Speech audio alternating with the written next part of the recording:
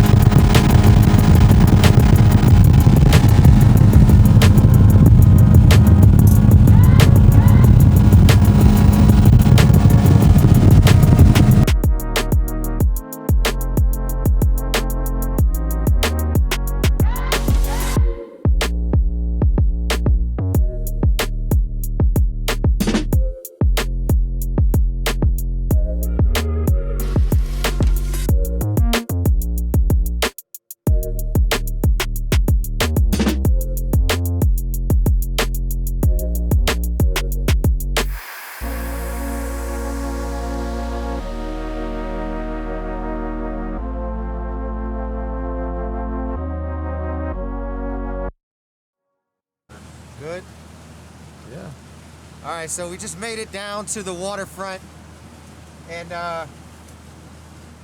we're gonna do a debriefing with Portland PD, Northwestern Towing, and the Park Service, and get to doing our thing.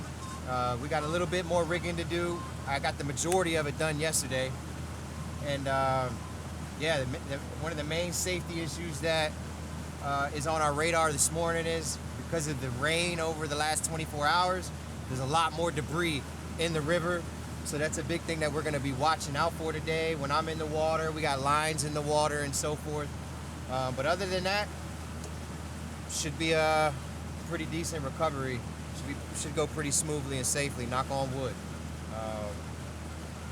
Again, it's a very tragic recovery. 3 kids lost their lives in this recovery. So this isn't the typical type of recovery that we like to do, which is just a fun recovery, off-road type stuff. But so as you guys are watching this, keep that in your mind. Say a prayer for the families, because there's 3 families that have been absolutely devastated because of what has happened. So we're just glad that we're able to help come together and bring a close to this accident scene itself, so that the city can move on and continue their investigation. We'll have the Garmin LiveScope on the recovery as we're doing it as well. We're working about 30, 40 feet deep in certain areas, so it's not too deep. The seawall that we're working with, as far as heights, about 30 feet as well. So it's not an easy recovery, but we're gonna get it done. You know, this is just what we do. Northwestern Towing's already up here. They got their whole team. We got Jimmy up there, Dimitri, Lauren, Eric, Sean. So there's a rotator coming over the bridge now. You see it right there behind those trees coming up. Both of them. Buoy's still in the water.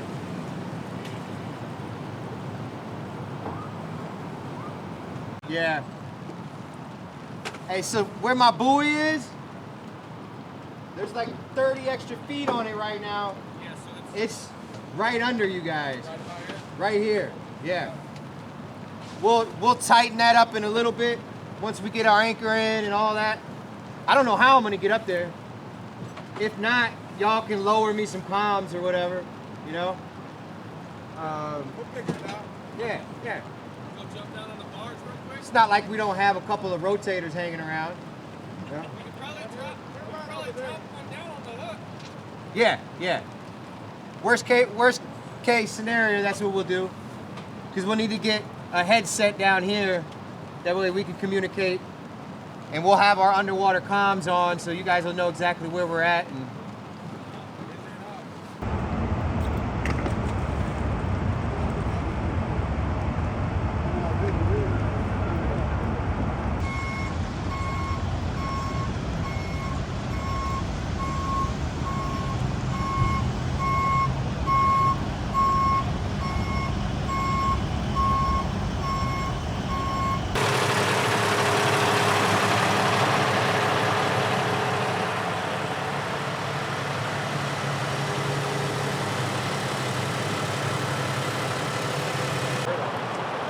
I'd rather basket through each one up to the one shackle I'm going to put your line on.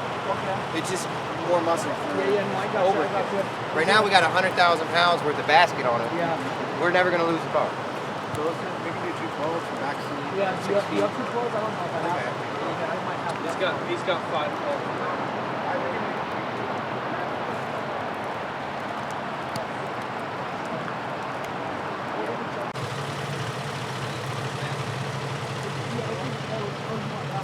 No, I can choke him if you want me to.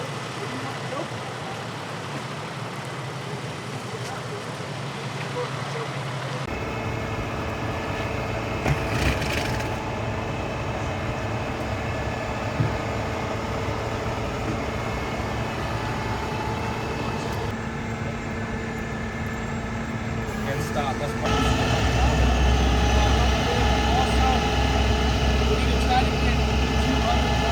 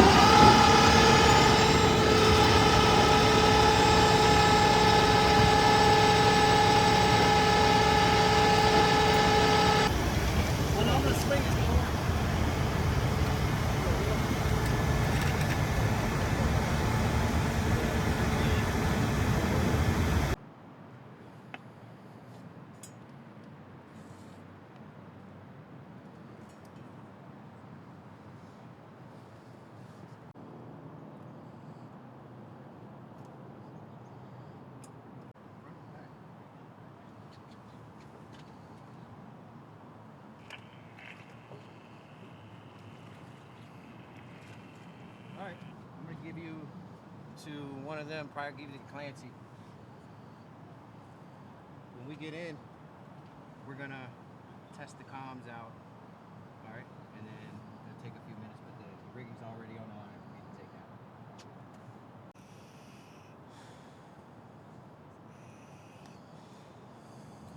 Time? No time. If we can talk, you don't need time. But you can set a timer anyway, so we time the die, we know what's what.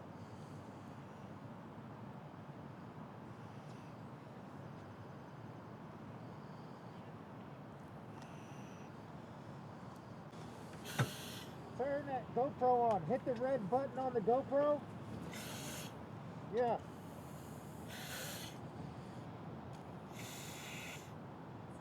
On the bottom.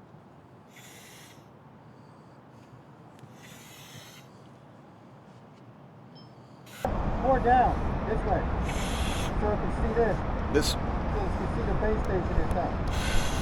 You want it viewing this? You both. Yeah. Yeah. It's off now, Doug. All right. It went back up. I don't know the battery, maybe. No, the battery's good. Oh, okay. The red light's flashing. Is that? Okay, yeah.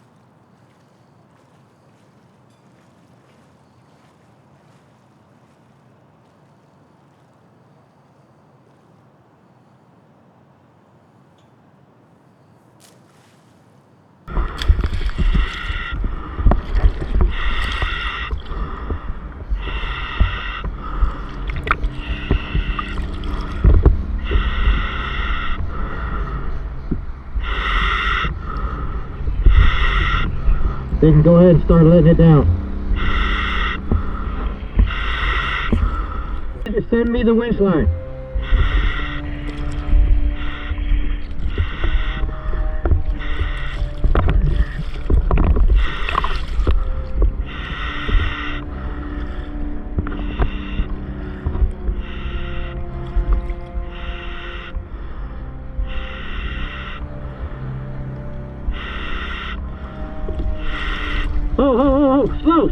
Oh, slow. Take this up there, yeah.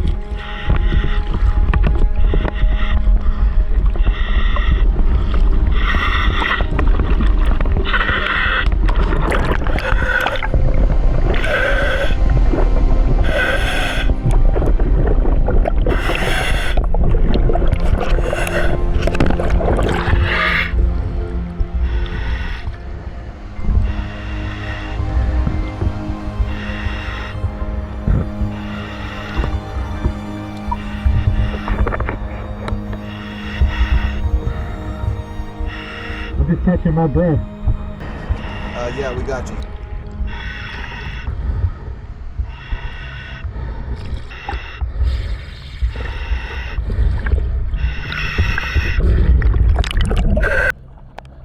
We're going to be sending a lot of rigging down on this line. So my first objective is to eliminate the magnet and take this line and fix it to the vehicle so that it can handle weight.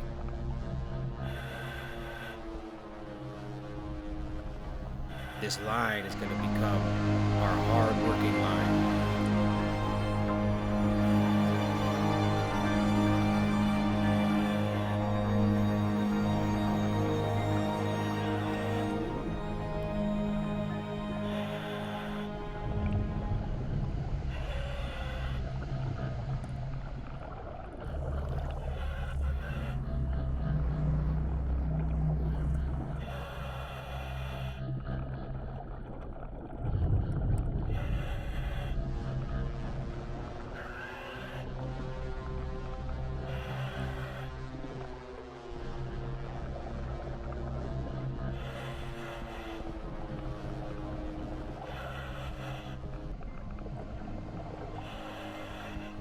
Now I'm gonna take this line and loop it through the rim and back onto itself so that when topside sends down all of the rigging, it'll be right here where I need it.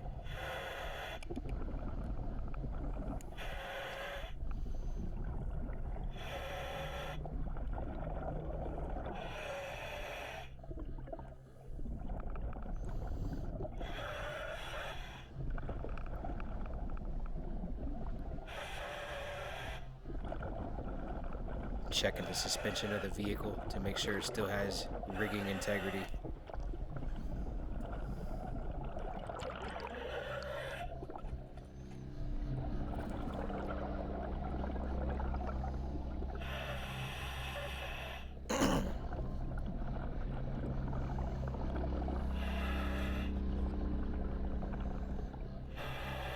Rechecking my line, make sure the carabiner's twisted on tight.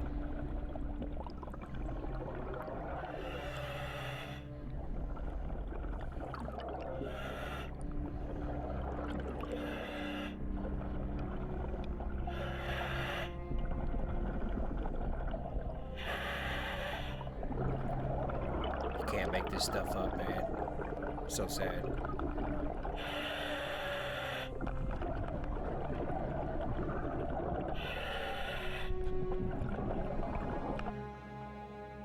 Now it's time to get to work.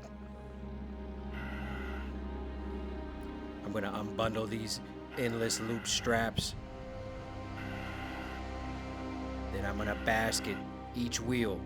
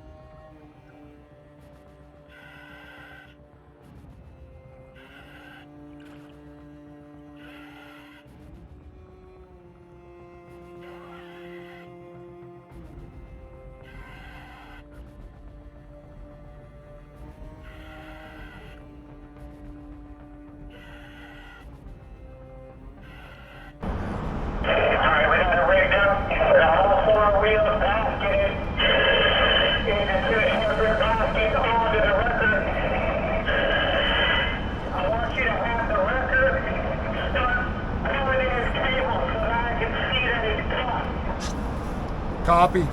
Record pulling, start pulling cable. Yeah, start pulling up some cable. Just so he knows it's caught. He wants to confirm that it's tight. That's what he's good.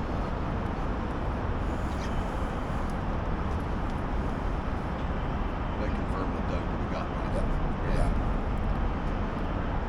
Okay, they're gonna start pulling now.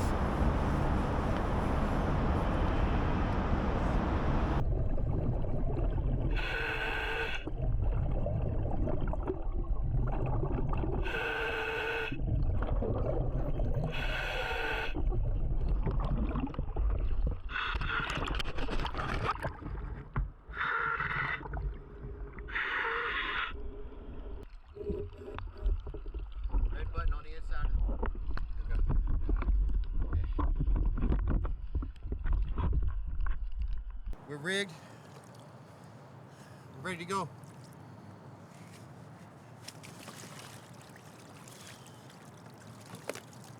Grab this BCD from me. So right now we got the Garmin LiveScope on it.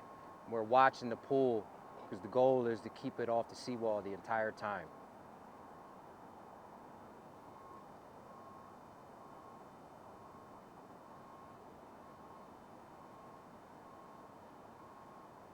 Yep. You're good. You can pull it in as fast as you want. Perfect.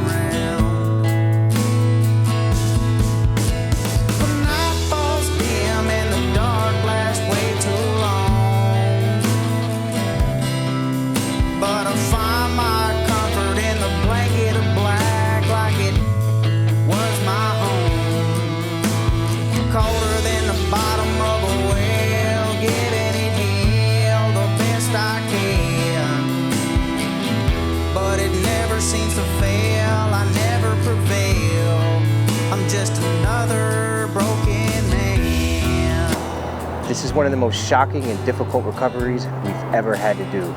3 families have been left absolutely devastated because of this accident. Well, despite my fears, I move on with the rhythm of life. Caught up in the bustle of the city, trying my best just to live it right.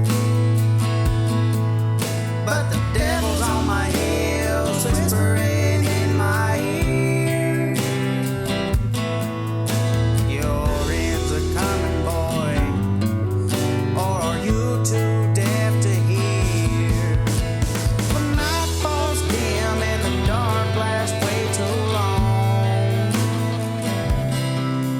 but I find my comfort in the blanket of black, like it was my home.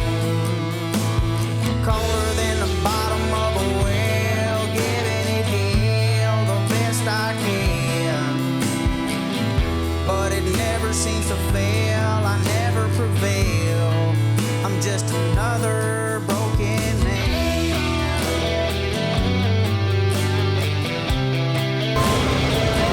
I'm a broken man.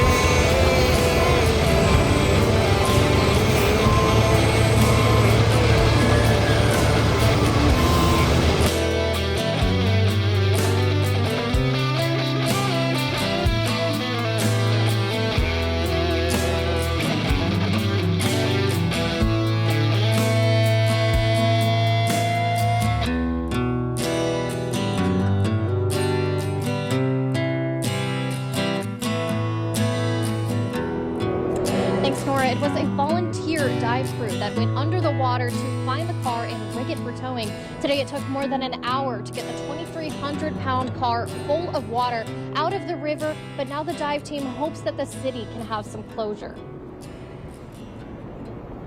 Very low visibility, but we got it done. After weeks underwater, the car that crashed through Portland's waterfront park and into the Willamette River has finally been recovered. The Willamette River this time of year is not ideal to dive in. It's very low visibility. The current is not great. Doug Bishop, founder of nonprofit United Search Corps, has been involved since the beginning. Earlier this month, Portland police say a driver fled a stop in downtown Portland, sped down NATO Parkway, veered into the park, and plunged into the Willamette River. A 17-year-old boy was found swimming in the river and survived, but 3 others were killed. Police identified them as 19-year-old Roberto Garcia Chavez, 17-year-old Trent Badillo, and 20-year-old JAKOB Esperum. It's a very tragic situation, and this allows the city, PPB, to put an end to this accident so that they now have their last missing piece. They can continue with their investigation and sort of bring a close to this very tragic situation. Bishop helped bring the victims out of the water and to their loved ones, and on Tuesday saw the car itself towed out too, despite rough conditions. You had about 2 feet of visibility down there. A lot of debris in the river. It started raining over the last 24 hours, as you guys are aware, so it kicked up a lot of more debris in the river. James Jerome with Northwestern Towing partners with the volunteer dive team on its recoveries and says the success was due to weeks of planning. The difficult part of this entire procedure was getting with PBOT and making sure that our equipment could actually get on the seawall. I think this was built in 1929, so finding documents on weight is kind of a mess. Yesterday, we pre-rigged it. We were able to execute the recovery flawlessly, safely. Nobody got hurt, and it went just according to plan. Nonprofit United Search Corps travels across the country aiming to help solve cold cases. It says the Willamette is an especially challenging river. Reporting live from Southwest Portland, Julia Lopez, Fox 12 Oregon. Fuck, I wasn't even recording.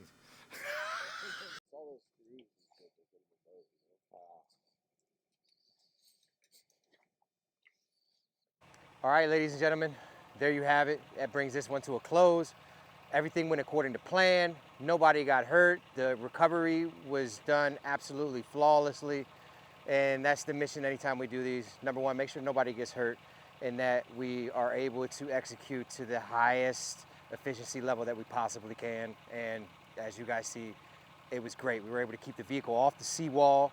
We were able to maintain the railing and so forth without damaging it. Northwestern Towing, Jimmy did an amazing job, like he always does. You guys have seen him in the past with me on a lot of recoveries, and I wouldn't have anybody else out here doing it with me. So shout out to Northwestern Towing. Their link will be in the description below, so make sure you hit their link. Go leave them a Google review so you can tell the public exactly what you think about their services in regards to this recovery. It helps them. Shout out to the Portland Police Bureau, the park rangers and everybody that were there to be able to facilitate on the top side with the recovery, you know, keeping the news and a lot of the pedestrians out of danger in that work zone was critical, and everything went according to plan. So in an unfortunate situation, I'm happy that we were able to execute everything flawlessly. So until next time, make sure you guys hit that subscribe button. We'll see you on the next one.